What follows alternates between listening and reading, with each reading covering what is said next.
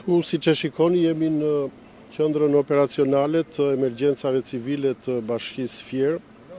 Siç ju thash edhe sot në mëngjes herët, ne kishim marrë gjitha masa duke sjellë këtu dhe duke qëndruar nga gatishmëri të plot me të gjitha mjetet e bashkisë, me skrepa, kamiona, zjarr fikse, punëtorë, gjithë, çka tregon që ne e kishim vlerësuar situatën. Padyshim që të dhënat që vinin nga orët e para të mëngjesit flisnin për një rritje graduale të nivelit të ujrave të lumit Vjos.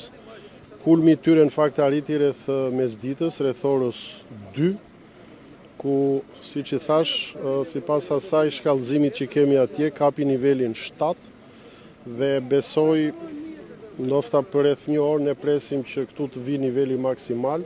Por duke parë kuotën aktuale që është këtu, besoj që nuk kemi rrezik dhe mund të them ndoshta me siguri që rreziku ka kaluar dhe nuk do të kemi asnjë problem sonte për sa i përket daljes së lumit Vjosa nga shtrati. Ky padyshim është një lajm i mirë për të gjithë, pavarësisht se ne bëm sensibilizimin e dur, morëm gjitha masat, ishim prezent, por në fundit, për sa kohë që Vjosa nuk na krijoi probleme, ky është një lajm i mirë. Në ndjenjen tuaj, a ka patur banorë të cilët kanë evakuuar bagtitë e tyre apo qoftë edhe familjet e tyre? Ka pas, sepse ne kemi qenë në kontakt të vazhdueshëm me ta, sepse këto janë disa procese që nuk mund t'ja lësh minutës fundit. Domethënë duan përgatitjet e veta, aq më tepër kur vjen puna për bagti dhe për disa fermerë që kanë një numër të konsiderueshëm. Pra është një proces që nuk bëhet as për gjysore, as për një orë. Kërkon kohën e vet.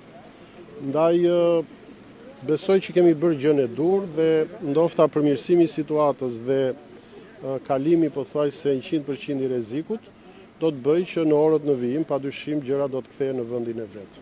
Por gjithsesi do të monitoroni situatën apo jo? Padyshim ne jemi këtu, do të vazhdojmë të monitorojmë.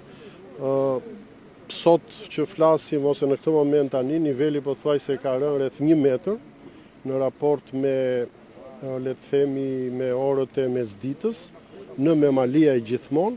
Këtu pritet piku tash për ndonjë gjysore, një orë dhe mbas asaj pastaj edhe këtu sigurisht niveli do të vazhdojë të bjerë dhe deri nesër në mëngjes besoj çdo gjë do të jetë normalitet.